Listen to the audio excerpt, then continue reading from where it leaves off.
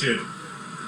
So Lezoo, who comes here as the sole holder of an unbeaten record, 2 from 2, including that victory you saw here with tagline back in third, moves forward under Frankie Dettori.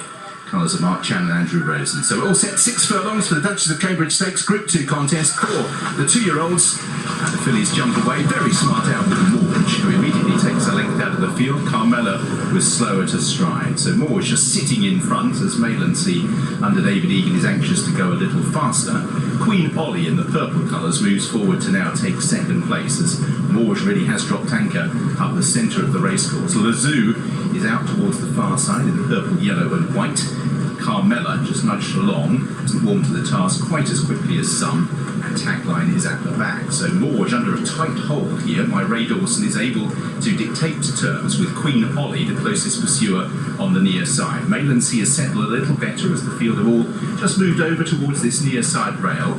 Lezoo with clear daylight, likewise tagline towards the outside. They're virtually fanned out with Carmela completing the 6-strong field. So it's Morge with Lezoo up on the outside delivering a challenge, then Queen Olly. Carmela right up against the near side rail. Morge still hanging tough, pursued by Lezoo. The two of them from Queen Olly, who's battling on. Morge edging out to the centre. Lezoo being carried out towards the far side as well. And Morge now has to take corrective action, but he's first past the post. Morge is from Lezoo. Queen Olly in third place, tagline fourth. Carmela is fifth, and Maylancy pulled hard and dropped right out. It could be a big day for Ray Dawson and Saïd bin Suroor's biggest juvenile victory for around about 7 years as Morge has prevailed. Lezoo, however, from the side on, so it's a little difficult here. You got the impression Lezoo was just always being carried to the left, and certainly Ray Dawson eventually put both hands back on the reins to move Morge back onto the straight and narrow, and to be fair to her, she was maintaining round about a neck advantage at the line. So Morge it is, who we think's won the Duchess of Cambridge, certainly first past the post. Keep an ear out to see whether there's any inquiry and see whether there was indeed any interference at all.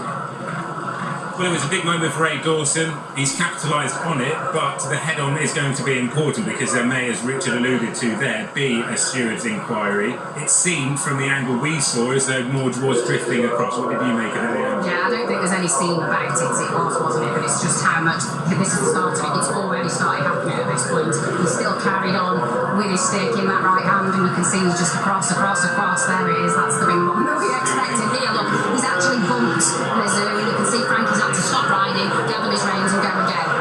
This is going to be interesting because the winning margin's not much either.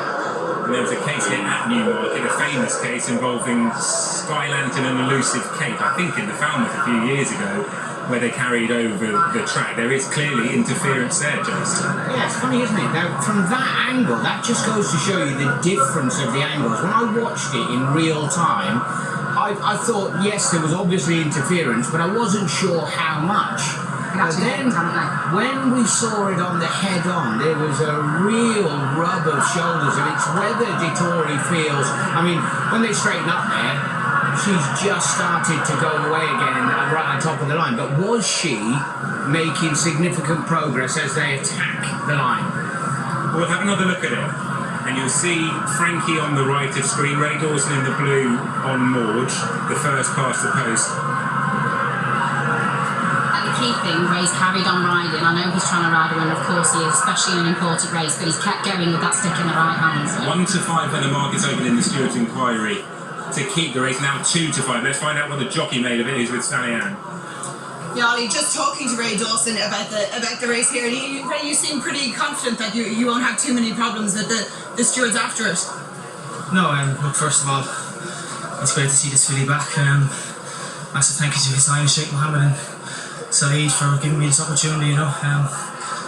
Look, it's horse racing, she's still green, she's raw, she's heard the crowd and she's just drifted out to the middle of the track, but she always had the race, you know. I straightened her up the last 150 yards or half a furlong, and I won going away, so I felt it would be okay. But look, it's just the most important thing is just it's great to see this filly back on top, you know, after her Newmarket win.